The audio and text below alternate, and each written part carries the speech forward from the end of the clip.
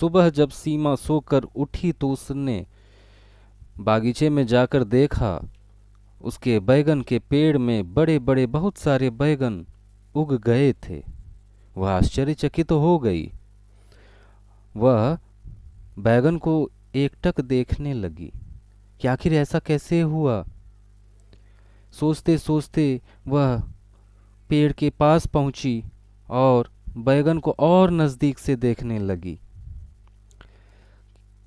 बैगन वाकई बहुत बड़े बड़े थे।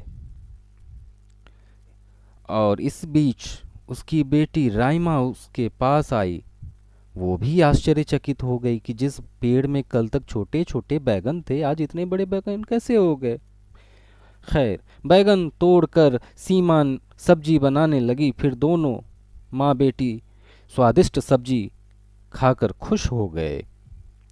बाकी बचे बैगनों को सीमा पड़ोस में बांटने चली गई। सारे गांव में उसने बैगनों को बांटा और सभी उस जादुई पेड़ के बैगन से संतुष्ट हो गए। अगले दिन सुबह दोनों माँ बेटी ने देखा कि फिर से उतने ही सारे बैगन उग गए थे। उन दोनों ने सोचा कि इन बैगनों को बेच दिया जाए। इस तरह उन्होंने बैगन तोड़ा और बेचने लगे। पूरे गांव वाले इकट्ठे हो गए थे। अगले दिन पहले दिन से ज्यादा बैगन आ गए थे। इस बात की चर्चा पूरे गांव में फैल गई। लोग चर्चा करने लगे उस जादुई बैगन के बारे में। अगली सुबह सारे गांव वाले सीमा के घर के बाहर इकट्ठे हो गए बैगन खरीदने के लिए और लाइन में लगे हुए थे।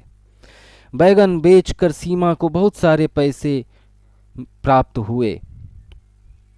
इस प्रकार वो धनी बनने लगी। कुछ समय के बाद सीमा को बैगन वाली सीमा कहकर लोग पुकारने लगे और बैगन बेचकर सीमा बहुत अमीर बन गई।